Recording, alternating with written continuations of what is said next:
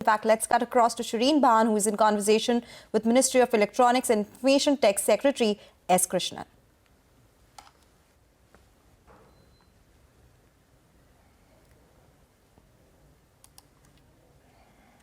Well, let's go across now to the Secretary of the Ministry of IT and Technology. Joining us now is Mr. S. Krishnan. Mr. Krishnan, appreciate you joining us here on CNBC-TV18. This came as a bolt of the blue for industry as well as for state governments, this bill that has now been tabled in Parliament.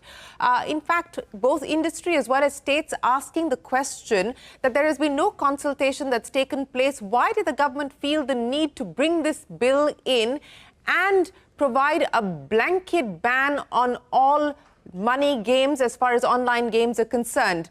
Because this is contrary to what your own ministry was attempting to do, which was to drive regulation and not prohibition. Why the decision to go in for prohibition, sir? What changed? I think you need to look at the whole context of the bill. I think it would not be fair to look at it only as a prohibition effort. There is a significant element there which is promotional. There's a very large segment of the industry. You see, one thing that the industry has been asking repeatedly is a clear delineation and a clear identification of those parts of the industry which are legitimate businesses, which are creative, which involve a lot of technical skill, and which involve development of software and all of those skills connected with it. So there's a clear recognition of those segments of the industry, which includes esports and online social games, which includes both recreational games and educational games, the entire gamification industry, the entire AVGC segment, as it's called, which are distinct elements and which are being supported and promoted through this particular bill. So that regulatory distinction is being clearly made, which is what the industry wanted. Now, as far as the segment which relates to online money games, this has been a problematic segment for quite some time now. And there's been a lot of back and forth and also a lot of issues in various courts across the country on how exactly this issue requires to be tackled. There have been litigation. There have been various kinds of debate as to who's competent to handle this, and especially when it is online and it functions across states and in a way that and also comes from overseas, whether states would really be able to regulate this, would the states actually be able to legislate and administer the regulation relating to this, have all been concerns.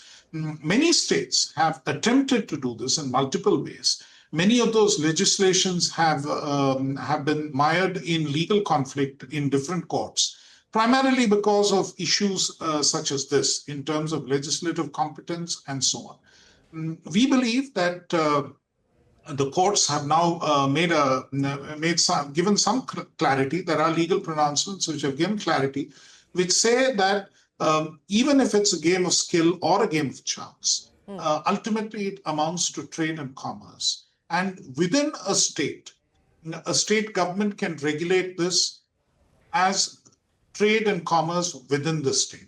Now, the problem starts when it becomes an interstate issue or a cross-border issue from overseas. Then the competence for legislating on that really rests with the government of India and the list under List 1 of the 7th schedule of the Constitution, item 41 and 42, which cover interstate trade and cross-border trade. So that is the basis on which we derive the legislative competence to legislate in this area. And that is the basis on which this is being done. The industry has represented a number of times across various fora in the government of India on this issue. I think their concerns and all that they have had to say has been well reflected. They have indicated what they need. One part of it, of course, was the regulatory clarity. Another part, of course, as you point out, is an approach towards regulating as opposed to restricting.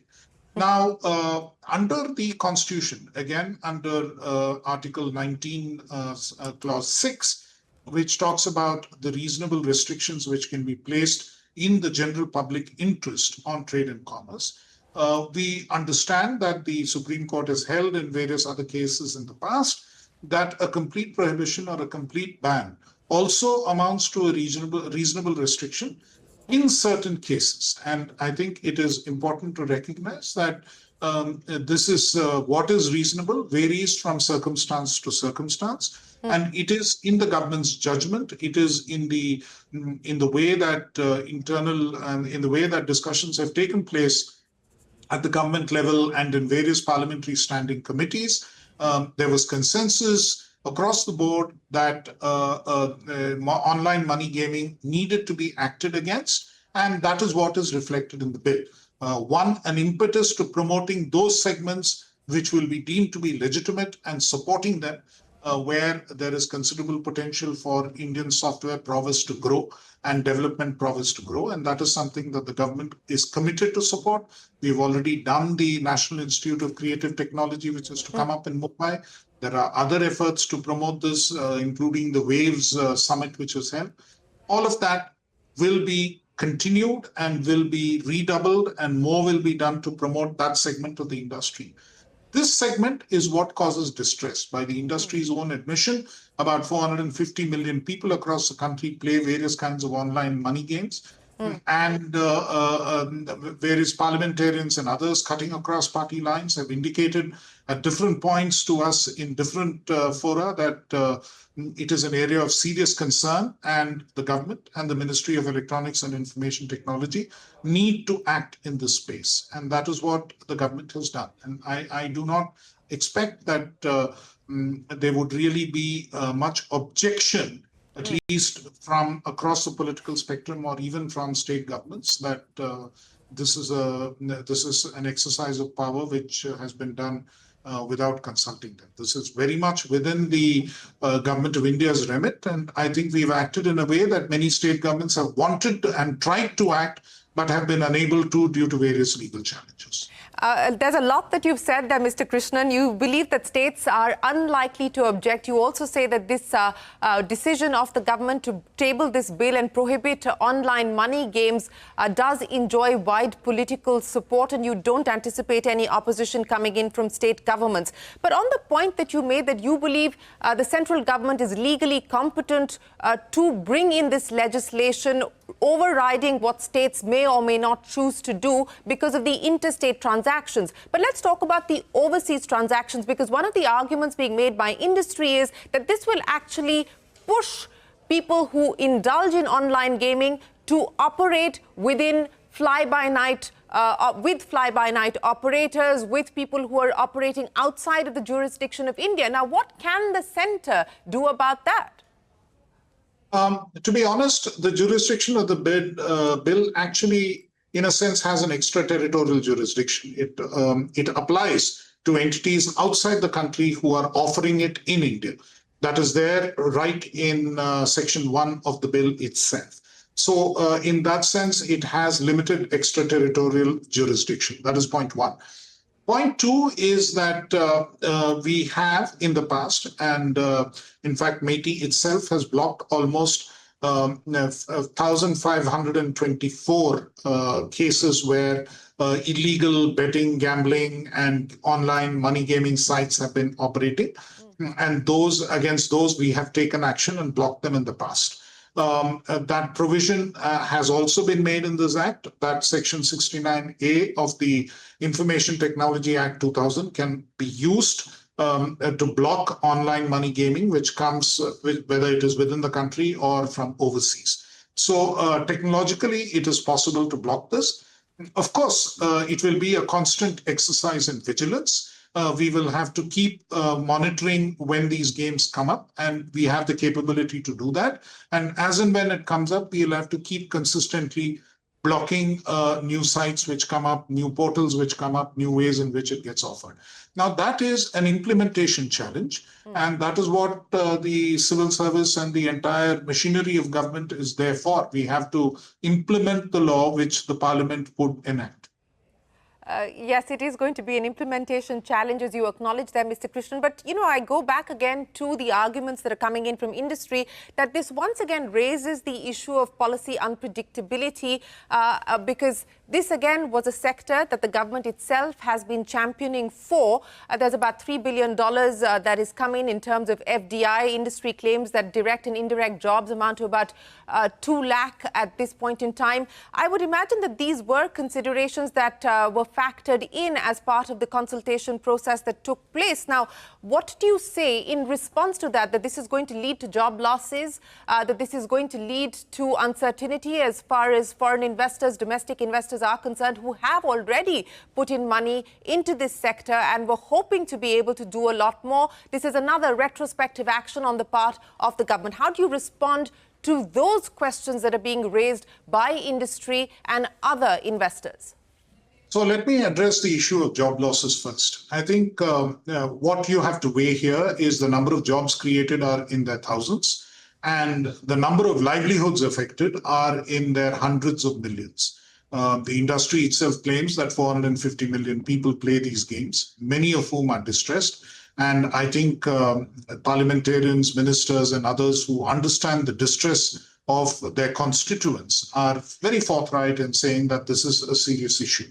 So we have to balance. We have to balance between what is in the overall social good, and many of these people have talent and will find jobs in the legitimate gaming sector, which is being encouraged. So I think that is an issue which we should be able to tackle in terms of the job loss prospect itself. So I would not say that that is as big an argument, and it has been considered. It was something which came up, and I think clearly this view was taken that we need to look at it from the perspective of the livelihoods and the emotional and the mental welfare and the social distress that is caused for many millions more. So that is as far as the job losses is concerned. Coming to the investment related issue, I think we also need to be clear that it is the industry which asks for this clarity as to what would be permissible and what would not be permissible. So I think that clarity has been provided. This is something. But if I may, sir, if I may, industry was asking for clarity on the kind of regulatory framework that the government would put in. Industry was not saying bring in a blanket ban to disallow any kind of online money games. In fact, that was not the position that MeITY itself had taken in the previous set of consultations, as well as the regulatory mechanism that the MeITY itself had put forward. I understand you're referring to the amendments to the IT rules made in April 2023. You would note that although the amendments were made in April 2023, Rule 4B, capital B, indicated that until such time that the government approves the creation of the self-regulatory bodies, this particular set of rules will not come into force, right? And the government had a rethink on this issue, and it never approved any of the SRBs. So I think it would be not fair to say that MeITY, there was a regulatory framework which was created in a particular form. The government has stepped back from that regulatory framework after reconsideration and finding that there were a number of issues and problems there.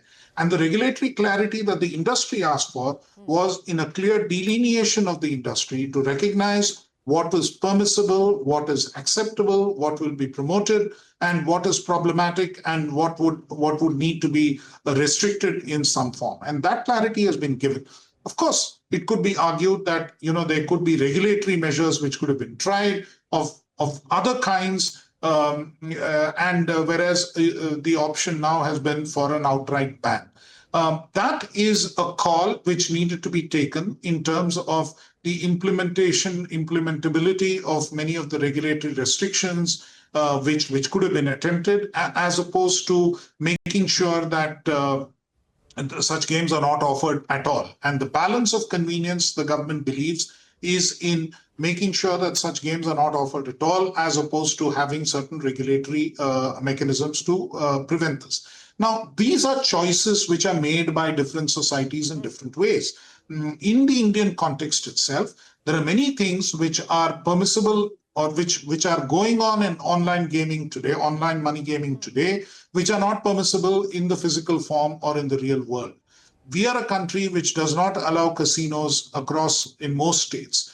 We are a country where many states are attempting to ban this as betting and gambling and not succeeding because people claim that there is an element of skill involved and it is not purely a game of chance. Now, we are now saying that, look, it does not matter whether it is chance, whether it is skill or a combination of both, all of them where any wagering, any deposit, any fees in the expectation that you will win back more, you will get back more, or you will get back that amount is something which is defined as an online money game and hence not permissible. Now, this is a societal decision. This is whether we permit casinos, whether we permit other forms of gaming is a societal decision. And in the Indian context, the political executive is clearly of the view that this is something which is difficult to permit. And the political executive, not just here, many states have attempted to ban this as well, as we already discussed, which are caught up in legal tangles in terms of the competence of state governments to enact. And we believe that the legal competence is there for the government of India, and this is a clear delineation which has to be made. There's a segment which is to be promoted. We have no doubts about that. We are defining it clearly and making sure that we have measures to promote that. And there's another segment which needs to be prohibited simply because livelihoods of a very large number of people of this country are involved. And we need to put that before any investment or any employment is created in that sector. Clearly, the investment is coming in because the returns are outsized in that particular sector. The returns are outsized and it is actually thriving on the distress of these people.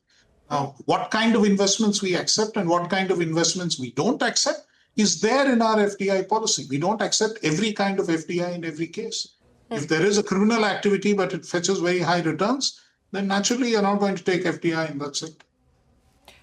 Fair enough. As you point out, that this is a decision taken by the political establishment, and some of these factors, as we pointed out and discussed, the concerns that industry has raised have already been weighed on. Another consideration, though, that perhaps was part of the consultation process is the loss of revenue, because as of last fiscal, total collection of about 20,000 crores, Mr. Krishnan, and, you know, the expectation was that with the revamped GST, this would be something that would go under the 40% bracket. So was the revenue consideration, like the job loss consideration, also a factor that was discussed? The finance ministry was also consulted, and they seem to be comfortable with it, and they seem to believe that that is a revenue loss that they can live with, given the larger social good that is being served. Therefore, I think that is not so much, that did not weigh as much as the overall social considerations. Mr. Krishnan, what next now? As far as this regulatory authority is concerned, the plan that you hope to create, can you take us through what the process will now be? Who will be part of this regulatory authority? If you can lay out the next steps now for us, as and when this does get passed by Parliament. Of course, it's been tabled this morning. That's right. I mean, we'll first have to, of course, wait for the passage of the bill and the assent of the president. In parallel, we'll have to work on putting in place the rest of the framework, including the rules which will govern how the regulatory authority would be constituted and what powers they have. That is something on which we have already commenced work. And we can sort of, and once this is to be put in place, I think we will be acting very rapidly to make sure that the notification comes out very quickly and we are able to implement this entire framework as quickly as possible.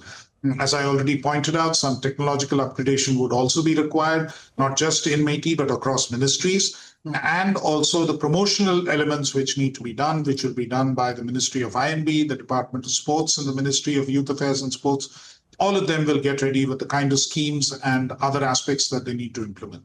So we have work to do. It is, we recognize that there is work to be done, and we will get it done. You know, on the tech upgradation that you believe you will need to do, sir, I would imagine that this links back to some of the execution challenges that you yourself acknowledged. How soon, of course, you know, the procedural aspects of the legislation will take their time, but how soon do you believe that this is actually going to go into implementation? By when can we actually expect this to be implemented? I can't give you a specific date until such time that the assented bill is with us. So I would not hazard a guess, but I think it needs to be pretty pretty quick because we are responding to distress. The bill itself has been brought in with considerable expedition. So we will have to display the same expedition to bring it into effect. Mr. Krishnan, now quick follow-up questions. Provision 17 provides a blanket legal cover to the government and the regulator. Why is that the case, sir? Acts in good faith are always protected. So they are only if they are acts in good faith. If you see, I mean, administrative actions can be challenged under law in a number of ways, right? Now, this is for acts in good faith, which will not become punishable. Now, it doesn't mean that there will be no judicial review of those actions. Under the law, judicial review is possible and they can be questioned. But if it is proved that it was an act in good faith by a civil servant in the furtherance of the objectives of this act, then they would not be punished. That is what it basically means. And finally, crypto transactions, Mr. Krishnan, again, as you talk about the implementation challenges of trying to crack down of operators who operate outside of India's jurisdictions, what about crypto transactions? Because the bill makes it clear that banks, financial institutions cannot fund these transactions. But what about crypto transactions? See, currently, what is permissible as crypto transactions in India are basically that, the transactions themselves, when you take money out of a wallet, you have to transact in INR, in Indian rupees. So the wallets, you can, transfer cryptos in and out. But if you're taking money out or if you're putting money in, then that needs to be through an INR transaction. So wherever there are legitimate crypto wallets which are currently operating, since there is a linkage directly to Indian money, which will enable us to track what is exactly happening. And there again, the proceeds of such games cannot come in. Now, what is illegally happening, what is happening through in the darknet or through the virtual private networks, VPNs, we will have to find technological means to come down on them as we go along. We already come down on them in a number of ways. We track them down. It's a constant exercise. I mean, this is what you need policing for, right, in any society. When you declare something to be a crime, there has to be a mechanism to enforce. And that mechanism to enforce is being built up even as we speak, because, within our overall cybersecurity framework, within our overall framework of laws, and that technical capacity is being built both in MeITY and in other ministries, in the Ministry of Telecom and otherwise, to protect Indian cyberspace. So that will also come in useful to address these challenges. Right.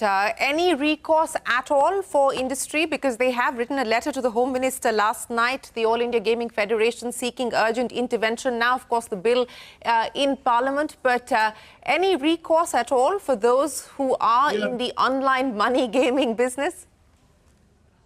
I mean, we are prepared to talk to them at any point in time. We are open if there is a representation to be made. The ministry is always open to speaking with people who are affected by its actions or who want to come and discuss their issues with us. So the doors are open for discussion. Well, the doors are open, but the government making it clear there is political consensus and political will to go ahead with the implementation of a complete ban as far as online money gaming is concerned, because in the government's view and the government's wisdom, it believes that this is a societal issue, and which is why it has taken this decision, it has taken this call. Mr. Krishnan, appreciate you joining us here on CNBC-TV18. Thanks very much for your time, and we look forward to hearing more from you as this bill passes through Parliament and we get more clarity on its implementation. But for this afternoon, many thanks for joining us here on CNBC-TV18. That's the MeITY Secretary. That's the big story, a ban on online money games. It doesn't matter whether you're skill or chance. If there is any kind of fee or deposit, it is curtains for you. That is absolutely clear. And of course, whether there is going to be any legal challenge, one will have to wait to see, but this is the clear intent of the government and the clear intent of the legislation. We take a break. There's a lot more coming up. Don't go anywhere. We're back with the markets in a moment.